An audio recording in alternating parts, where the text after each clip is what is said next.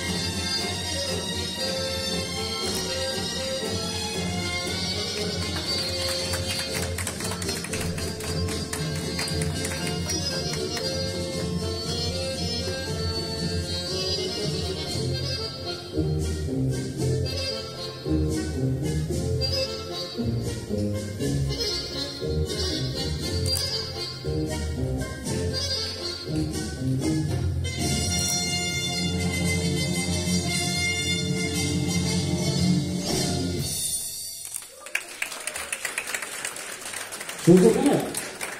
Ainult 3 paari oli siis meil, kes julgesid selle näitsu tulla siia avalikult näitama, aga saitid ennast hakkama.